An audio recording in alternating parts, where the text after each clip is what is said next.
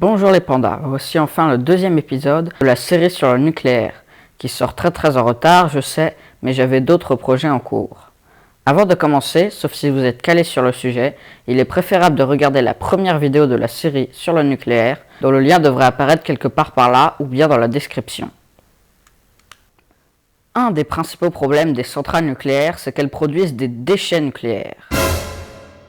En effet, lors de la fission nucléaire, après que l'atome d'uranium se soit fissionné et émis ses neutrons, il reste deux nouveaux éléments. Ce sont les produits de fission.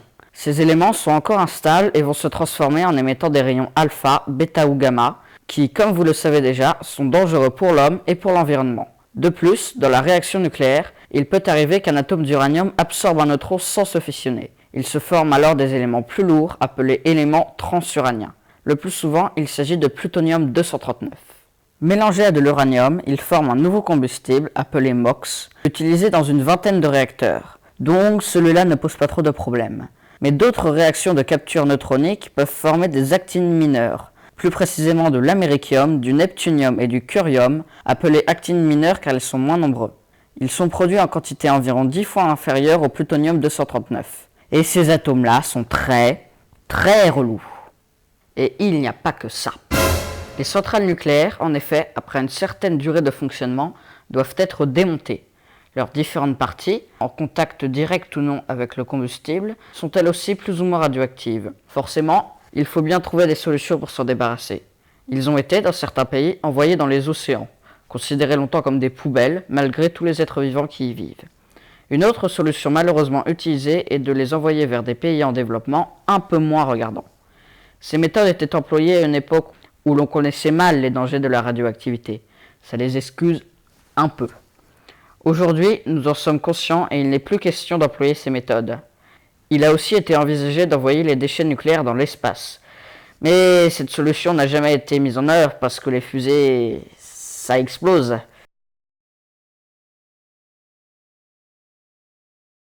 Mais avant de continuer, il faut savoir qu'il existe différents types de déchets nucléaires. Ils sont triés en fonction de leur durée de vie et de leur activité.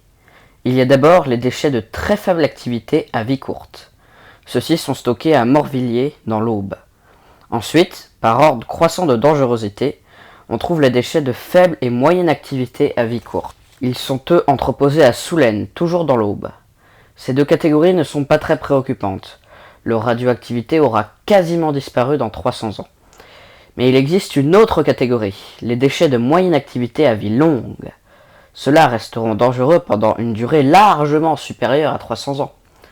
Ils sont pour l'instant stockés à La Hague, dans le département de la Manche, ainsi qu'à Marcoule, dans le Gard. Tous ces déchets proviennent du démantèlement des centrales nucléaires. Mais nous l'avons vu, ce ne sont pas les seuls. En effet, une partie des éléments radioactifs présents dans les combustibles usés peuvent être utilisés pour fabriquer de nouveaux combustibles, mais il ne s'agit bien que d'une partie. Le reste, les produits de fission et les actinides mineurs, dont on a déjà parlé, et dont on reparlera, ne peuvent pas être récupérés. Or, ces déchets dits de haute activité à vie longue sont extrêmement radioactifs, et ils ont une durée de vie très longue, jusqu'à plusieurs millions d'années.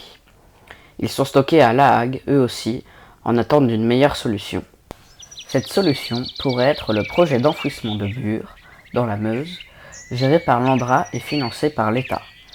Le site de Bure a été choisi après 20 ans de recherche. Mais, pour mieux comprendre ce projet, replaçons-le dans son contexte géologique, celui du bassin parisien. Le bassin parisien est ce que l'on appelle un bassin sédimentaire, une immense cuvette dans laquelle, à différentes époques, la mer est venue et repartie, déposant différentes couches de sédiments, du sable, du calcaire, de l'argile, qui sont organisées en auréoles concentriques, un peu comme une pile d'assiettes.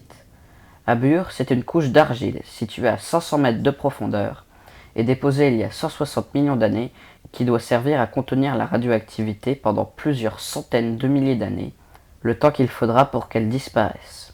Alors, je sais ce que vous allez me dire. Dans l'argile, il y a de l'eau et c'est un moyen de transport pour le matériau radioactif. Mais comme l'argile est aussi imperméable, c'est-à-dire qu'il peut contenir de l'eau mais ne la laisse pas circuler, ces particules avanceraient très lentement, 3 mètres par million d'années selon l'ANDRA. Donc en principe tout va bien. Des tests sont en cours et les premiers déchets devraient arriver en 2030. Après un peu plus d'un siècle d'utilisation, le site devrait être scellé vers 2150. Attendez, ne partez pas. C'est juste en principe. En effet, le projet suscite une forte opposition de la part d'associations environnementales, car il a de nombreux inconvénients. Et puis, les antécédents ne jouent pas en sa faveur. Plusieurs projets d'enfouissement en couche géologique profonde, c'est le nom que l'on donne à ce type de stockage, que ce soit aux États-Unis, en Allemagne ou ailleurs, ont été tentés et ont plutôt mal tourné. On va en reparler d'ailleurs, du projet allemand. De plus, la commune de Bure recèle un potentiel géothermique nié par l'ANDRA mais prouvé par des géologues indépendants, qui n'est pas non plus exceptionnel. Premier inconvénient, le transport des déchets nucléaires du centre de stockage de La Hague à Bure. Ils devraient être acheminés par des trains dans des wagons spéciaux ultra résistants. Plusieurs tests ont déjà prouvé leur résistance à un déraillement, à une collision. Des normes fixent aussi un seuil de radioactivité à ne pas dépasser pour les wagons, considérés comme non dangereux pour l'homme. Mais ces normes ne sont pas suffisantes pour tout le monde, car on parle quand même de plusieurs trains par mois pendant 120 ans. Deuxième inconvénient, l'énergie émise par les déchets les plus radioactifs provoque la radiolyse de l'eau, c'est-à-dire que les molécules d'eau se cassent pour former du dioxygène et du dihydrogène. Or, si la concentration de dihydrogène atteint plus de 4% en présence de dioxygène, le mélange est très instable et il suffit d'une étincelle pour que... Pour remédier à cela, des ventilateurs devraient permettre d'évacuer en permanence le dihydrogène. Mais ils peuvent très bien tomber en panne et il n'est pas sûr que le service de maintenance reste en alerte tout le long de l'exploitation. Mais il y a aussi des risques à plus long terme, l'érosion ou les séismes. C'est qu'il peut s'en passer des choses en 200 000 ans. L'ANDRA a calculé que dans le pire des cas, la roche pourrait s'éroder jusqu'à la couche située juste au-dessus de celle où sont enfouis les déchets nucléaires, ce qui laisse une marge de 60 mètres entre la surface et les bidons. Suffisant pour l'ANDRA, mais pas pour tout le monde, d'autant que la fiabilité de ces prévisions est remise en cause. Quant au séisme, les installations sont prévues pour y résister et la région de Bure a un faible risque sismique. Un autre problème important est la réversibilité. Il faut absolument que les générations futures aient le choix de ce qu'elles veulent faire de ce site d'enfouissement, du moins pendant toute la durée d'exploitation, quand on dépose les déchets. Il faut qu'il soit possible de retirer les déchets. Il faut que tout fonctionne dans les deux sens. Pourquoi ? Pour comprendre, rien de mieux qu'un petit exemple. Dans les années 70, en Allemagne, dans l'ancienne mine de sel d'Ass, plus de 125 787 colis de déchets de faible activité et 1293 colis de déchets de moyenne activité ont été stockés entre 500 et 750 mètres de profondeur. Ce fut un désastre. À l'époque, on ne connaissait pas assez bien les dangers de la radioactivité. Les eaux d'infiltration se sont mélangées au sel de la mine. Or, l'eau salée est quelque chose d'extrêmement corrosif. Les fûts ont rouillé en moins de 2, contamination radioactive, cas de cancer dans la région. Enfin bref, c'est pas tout à fait ça. Depuis, on essaie de récupérer les barils, mais rien n'a vraiment été prévu pour, donc c'est compliqué. C'est pour éviter un scénario comparable à Bure qu'il faut absolument que le stockage soit réversible. Il reste encore un dernier problème non résolu. Comment prévenir nos petits-enfants de la présence sous leurs pieds de nos jolies poubelles ? Car plusieurs milliers d'années plus tard, il est peu probable que les humains se souviennent de quoi que ce soit. Comment les prévenir ? Si on leur laisse un message, ils n'y comprendront probablement rien, comme nous ne pigeons rien aux hiéroglyphes ou à l'écriture cunéiforme. Il faut donc trouver une autre solution. Conserver les archives sur un support électronique ? Aucun fabricant n'est en mesure de prouver qu'ils seront lisibles aussi longtemps. Sur du papier ? Les supports les plus résistants, comme le parchemin ou le papyrus, durent rarement plus d'un millénaire. L'ANDRA stocke quand même ses archives sur ces deux supports en attendant de trouver mieux. Le support qui durerait en théorie le plus longtemps, plusieurs millions d'années, serait un disque de saphir. Mais il est tellement cassant qu'il suffit de le faire tomber par terre pour qu'il se brise en deux. En admettant qu'il soit protégé, dans un matériau transparent et très résistant, en quelle langue transmettre le message ? Les linguistes consultés par l'ANDRA préconisent le latin et le grec ancien. En effet, ces langues mortes, en même temps d'être figées, donc encore compréhensibles pour ceux qui la parlent au bout de plusieurs milliers d'années, sont aussi présentes un peu partout, sur les églises, les monuments, ce qui pourrait pousser nos lointains descendants à s'y intéresser. On pourrait aussi transmettre un message visuel, à l'aide du fameux symbole de la radioactivité, mais pas sûr qu'il ait toujours la même signification dans 10 000 ans. On pourrait plutôt mettre près du site d'enfouissement des reproductions du célèbre tableau Le Cri d'Edward Munch, un tableau qui exprime universellement la peur. Enfin bref, ce dernier problème est loin d'être résolu. L'opposition a d'abord commencé doucement, à la fin des années 90, avec des rassemblements, des marches, puis les choses se sont envenimées et les alentours de Bure sont désormais comparables à la ZAD de Notre-Dame-des-Landes.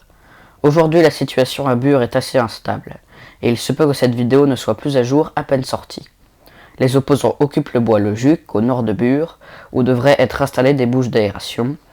Lors des diverses manifestations, des heurts violents se produisent entre les policiers et les manifestants, à coups de CDH5 CLN2. Le mur construit par l'Andra pour protéger ces installations a été détruit, etc., etc. Les opposants au projet CIGEO revendiquent pour la plupart une autre solution, l'entreposage. Il s'agit de stocker les déchets en surface en attendant que nos descendants aient des solutions plus fiables pour s'en débarrasser. Mais cette solution pose deux problèmes, un problème technique et un problème éthique. Premier problème, même nos meilleurs bétons actuels ne sont pas garantis au-delà de 120 ans. Il faudra donc reconstruire le centre d'entreposage après cette période. Deuxième problème, si on laisse nos déchets en surface en laissant nos descendants se débrouiller avec ensuite, on les condamne à s'occuper de déchets dangereux que nous avons créés pour nos propres besoins alors qu'ils ne nous ont rien demandé. Donc ce n'est pas très cool. Une autre solution est étudiée en ce moment au CEA, le Commissariat à l'énergie atomique. La séparation-transmutation des actinides mineurs. Derrière ce nom ultra badass se cache un procédé assez compliqué que je vais essayer d'expliquer simplement ici. Il s'agit de prendre les actinides mineurs dont on parlait il y a quelques minutes, de les séparer du reste du combustible usé à l'aide de molécules compliquées, puis une fois séparés, de les mélanger à d'autres trucs et de les mettre dans des réacteurs spéciaux dits à neutrons rapides qui vont les transmuter, c'est-à-dire les transformer en d'autres atomes. Les atomes en question, produits de la transmutation, sont censés soit être stables, soit avoir une durée de vie plus courte. Et le mieux, c'est qu'en plus, au passage, on produit de l'énergie. Donc c'est hyper cool. Sauf que cette méthode n'est pas encore tout à fait au point. Sans entrer dans les détails, une grosse partie des actinides mineurs, plus de 50%, soit évoluent différemment par capture de neutrons et arrivent à d'autres atomes qu'on est obligé de recycler à nouveau, soit tout simplement la flemme de fissionner et ne transmutent pas. De plus, même si on a déjà transmuté quelques grammes d'actinides mineurs, on est encore loin de mettre en œuvre cette solution à grande échelle. Mais le gouvernement a déjà choisi depuis 2006 la solution de stockage géologique profond, considérée comme la moins mauvaise pour reprendre les termes de Nicolas Hulot, l'ancien ministre de l'écologie. Bref, on est loin d'avoir totalement fait le tour du sujet. Il faudrait beaucoup plus de temps pour ça, mais comme il fallait bien que cette vidéo sorte un jour, j'ai décidé d'abréger. Comme vous l'aurez compris, c'est la fin de cette vidéo. J'ai fait de mon mieux pour rester neutre. J'espère que cette vidéo vous aura plu, qu'elle vous aura intéressé. Moi je vous dis à bientôt pour de nouvelles vidéos.